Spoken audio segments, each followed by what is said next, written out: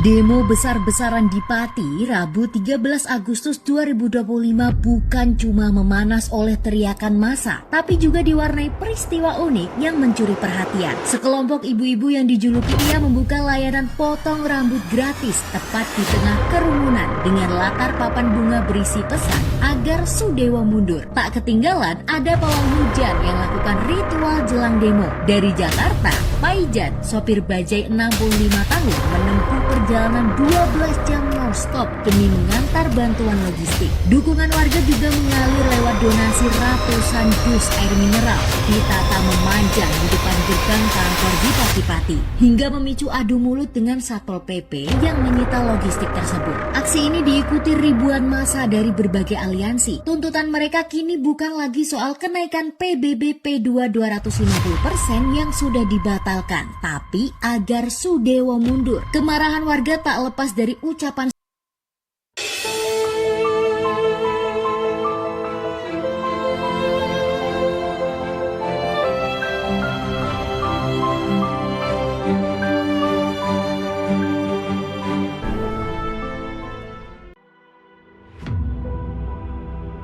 Agustus tahun 2025 menjadi bulan yang panas di Kabupaten Pati, di saat sebagian besar wilayah Indonesia masih dipenuhi euforia kemerdekaan. Kota ini justru menjadi medan perlawanan. Kenaikan pajak bumi dan bangunan hingga 250% membuat rakyat tercekik, terutama para petani yang bergantung pada lahan sebagai sumber penghidupan. Awalnya protes disuarakan lewat forum-forum diskusi dan media sosial. Namun, ketidakpuasan yang tak direspons memadai oleh pemerintah daerah berubah menjadi gelombang massa yang memadati jalanan. Ribuan orang bergerak menuju kantor bupati dan gedung DPRD, membawa spanduk, poster, dan sebagian dengan bendera yang tak lazim berkibar di bulan kemerdekaan. Suasana yang awalnya panas berubah menjadi ledakan emosi kolektif ketika botol-botol mulai berterbangan dan barikade polisi roboh. Di tengah kericuhan, teriakan menuntut mundurnya bupati menggema, seakan menyatukan suara yang terpendam bertahun-tahun. Kejadian ini mengingatkan kita pada pola yang terus berulang dalam sejarah bangsa. Pajak yang sejatinya merupakan kontribusi rakyat untuk membangun negara, seringkali berubah menjadi simbol penindasan ketika diterapkan tanpa memperhatikan beban hidup masyarakat. Di masa kolonial, pajak atas tanah dan hasil bumi adalah alat kontrol yang paling ampuh bagi pemerintah Hindia Belanda. Kultur stelsel pada tahun 1830 memaksa rakyat menanam komoditas ekspor seperti kopi, tebu, dan nila, bukan hanya sebagai kewajiban kerja paksa, tetapi juga sebagai bentuk pajak tak langsung yang menguras tenaga dan sumber daya. Petani kehilangan hak atas tanahnya sendiri, sementara hasil panen terbaik mereka dikirim ke negeri penjajah. Ironisnya, beban itu dibungkus dalam narasi pembangunan dan kemajuan. Tak heran jika sistem pajak selalu menjadi titik rawan ketegangan sosial di negeri agraris ini. Sejarah mencatat, perlawanan terhadap pajak kerap menjadi pemicu gerakan besar. Perang Diponegoro 1825-1830 misalnya, tidak hanya dipicu oleh konflik agama dan politik, tetapi juga oleh kebijakan pajak jalan dan tanah yang memberatkan rakyat Jawa.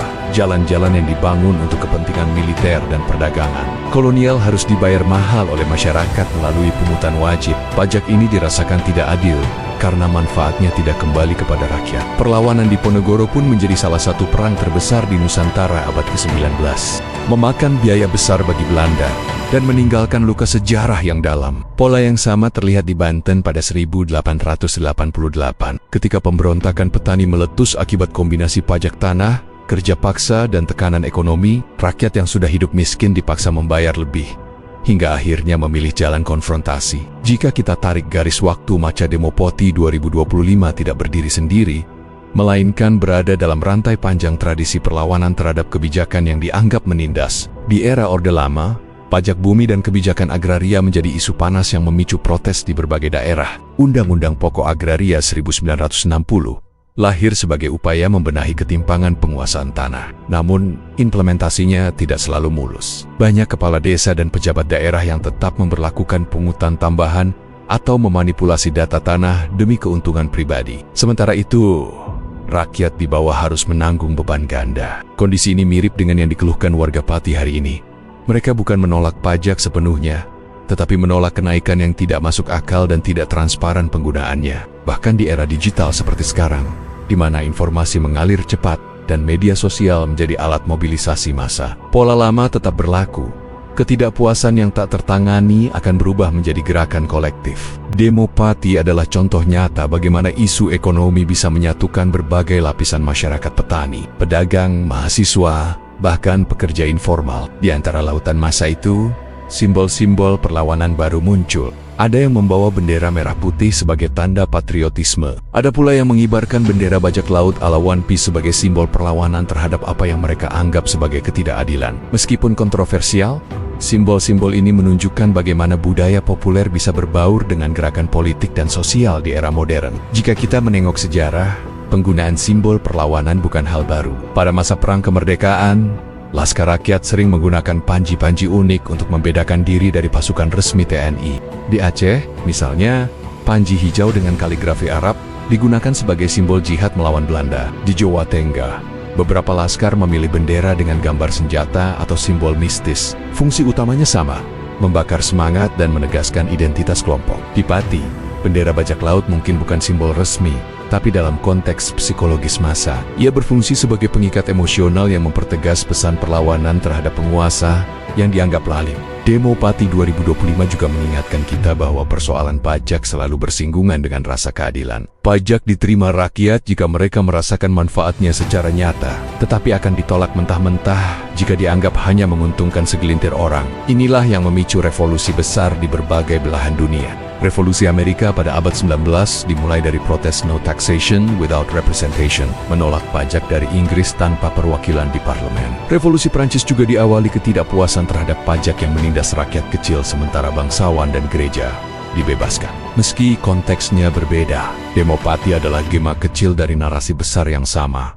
Pajak dan legitimasi kekuasaan tidak bisa dipisahkan. Pati dengan segala sejarahnya sebagai wilayah agraris, kini menjadi panggung perlawanan di era modern. Sejak dulu, tanah bukan hanya aset ekonomi, tetapi juga sumber identitas dan harga diri. Petani yang kehilangan kendali atas tanahnya merasa kehilangan masa depan. Kenaikan PBB yang drastis berarti ancaman langsung terhadap keberlangsungan hidup mereka. Ketika negosiasi gagal, jalanan menjadi pilihan terakhir. Dan seperti yang terjadi berkali-kali dalam sejarah, sekali massa berkumpul, sulit menghentikan gelombang kemarahan itu. Polisi, pagar kawat berduri, bahkan tembok gedung pemerintah pun bisa roboh oleh tekanan massa yang bersatu. Pertanyaannya sekarang, apakah Demo Pati akan menjadi momen perubahan kebijakan? Atau justru hanya akan dikenang sebagai kerusuhan sesaat? Jika kita belajar dari sejarah, protes yang berhasil adalah protes yang diikuti dengan konsolidasi gerakan, penyusunan tuntutan yang jelas, dan keberanian untuk terus mengawal sampai perubahan terjadi. Sayangnya, banyak gerakan rakyat yang meredup begitu saja setelah energi awalnya habis. Tantangan bagi warga Pati adalah menjaga momentum ini, mengubahnya menjadi dialog yang memaksa pemerintah mendengar, tanpa kehilangan arah. Dari perspektif sejarah, kita bisa melihat bahwa setiap gerakan rakyat adalah bagian dari mozaik besar perjuangan bangsa. Demo Pati hanyalah satu fragmen, namun ia terhubung dengan fragmen-fragmen lain dari Diponegoro hingga Kendeng, dari Banten 1888, hingga reformasi ke 1998. Semua punya pola yang mirip. Ada kebijakan yang dianggap zalim, ada pemimpin yang dianggap tidak mendengar, dan ada rakyat yang akhirnya memilih jalan perlawanan. Mungkin inilah warisan sejati dari sejarah Indonesia. Semangat untuk melawan ketidakadilan, apapun bentuknya, kapanpun ia muncul. Di luar negeri, kasus seperti Demo Pati sering dikaji sebagai gejala ketidakstabilan sosial akibat kebijakan fiskal yang tidak sensitif terhadap kondisi masyarakat. Para akademisi menyebutnya sebagai pajak pemicu kebijakan yang secara teori sah, tetapi dalam praktiknya memicu ledakan sosial karena dianggap mengabaikan keadilan distributif. Dalam sejarah Asia Tenggara, fenomena ini pernah terlihat di Myanmar pada 1930-an, ketika pajak tanah yang tinggi memicu pemberontakan petani. Sayasan gerakan ini dimulai dari protes pajak, tetapi berkembang menjadi perlawanan bersenjata melawan penjajahan Inggris. Kesamaan pola ini menunjukkan bahwa meski zaman dan tempat berbeda, akar perlawanan rakyat terhadap kebijakan fiskal yang memberatkan adalah sama. Rasa terancamnya keberlangsungan hidup. Di Pati, kemarahan yang memuncak pada 13 Agustus tahun 2025 hanyalah puncak dari proses panjang. Sebulan sebelumnya, kabar kenaikan PBB sebenarnya sudah beredar, tapi tak banyak yang menanggapi serius karena mengira itu hanya rumor atau wacana. Baru ketika surat tagihan sampai ke rumah-rumah dengan angka yang melonjak tajam, warga mulai sadar bahwa ini nyata. Banyak yang mencoba mencari penjelasan ke kantor desa, tapi jawaban yang didapat tidak memuaskan. Ada yang diarahkan untuk mengadu ke kabupaten, ada yang diminta membayar dulu baru mengurus keberatan. Situasi ini memunculkan rasa frustrasi yang merata, dan ketika ada seruan aksi, dukungan mengalir deras. Sosial media memainkan peran besar di sini.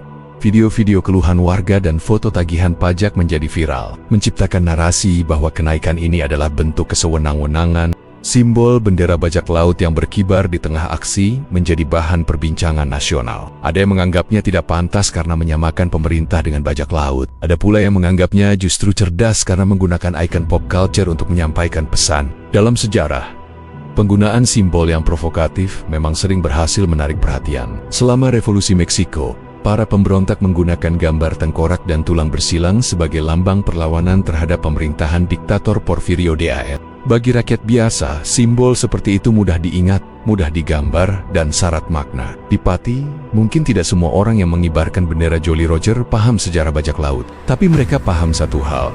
Simbol itu berarti menentang otoritas yang dianggap korup dan rakus. Ketika media nasional meliput peristiwa ini, fokus banyak diarahkan pada kerusuhan.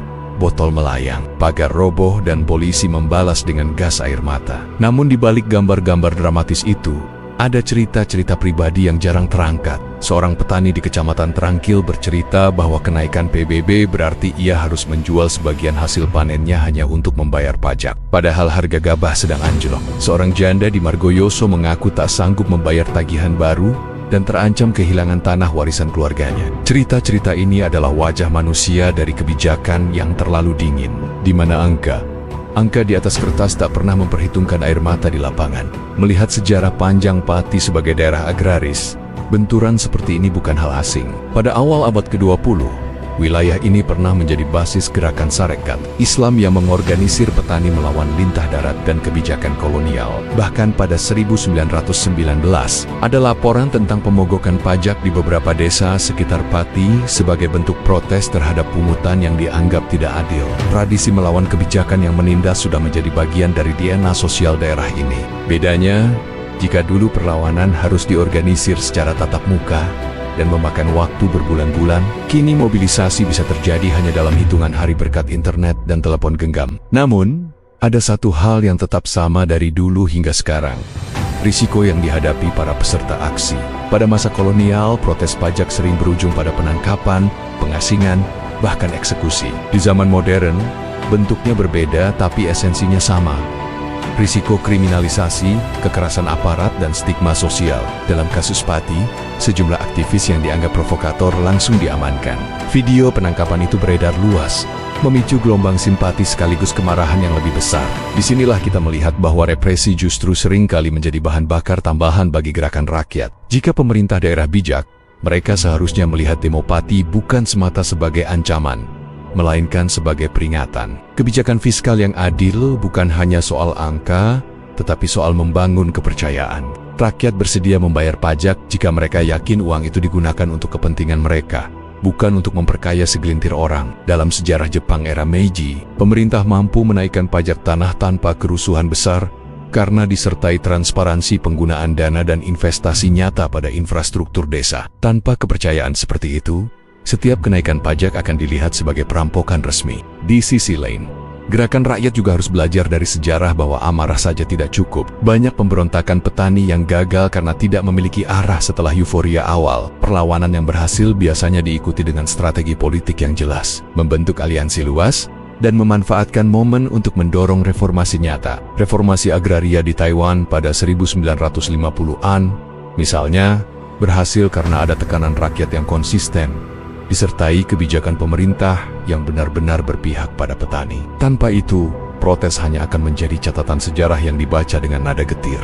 Demo Pati 2025, jika dilihat dari kacamata sejarah, adalah bab baru dalam kisah panjang hubungan antara rakyat, tanah, dan pajak di Indonesia. Ia memperlihatkan bahwa meskipun negara ini telah merdeka selama 8 dekade, masalah dasar tentang keadilan agraria belum pernah benar-benar selesai. Selama tanah masih menjadi sumber utama kehidupan, setiap kebijakan yang mengancam akses rakyat terhadapnya akan memicu perlawanan. Dan selama kepercayaan antara rakyat dan pemerintah rapuh, simbol-simbol perlawanan dari Panji Hijau Aceh hingga bendera bajak laut akan terus berkibar di jalanan. Demo Pati 2025 bukan sekadar berita viral yang lewat di beranda media sosial. Ia adalah cermin panjang sejarah bangsa ini dari masa tanam paksa kolonial, pemberontakan petani, sampai protes agraria modern, semua terhubung oleh satu benang merah: tanah, pajak, dan keadilan. Pati hari ini adalah Banten 1888 yang direkam dengan kamera ponsel. Adalah perang di Ponegoro yang disiarkan langsung di TikTok. Adalah jeritan petani kendeng yang kini bergema di seluruh negeri. Dan sebagaimana sejarah berulang, tantangannya tetap sama. Apakah amarah rakyat ini akan memaksa lahirnya perubahan? Atau hanya menjadi satu lagi catatan kelam yang disapu angin waktu? Dari bendera merah putih hingga Jolly Roger, dari cangkul petani hingga tagihan PBB, sejarah selalu meninggalkan jejak. Pertanyaannya, apakah kita sedang menulis bab kemenangan rakyat? Atau sekadar mengulang bab kekalahan yang sama? Sejarah hanya berarti jika kita mau belajar darinya. Kalau kamu percaya kisah seperti ini penting untuk diingat, tekan tombol like dan sebarkan video ini agar lebih banyak orang tahu. Tulis di kolom komentar. Menurutmu, apakah Demo Pati 2025 akan mengubah kebijakan? Atau hanya akan menjadi cerita yang terlupakan? Dan jangan lupa subscribe, karena sejarah yang tidak kita pelajari akan terulang kembali.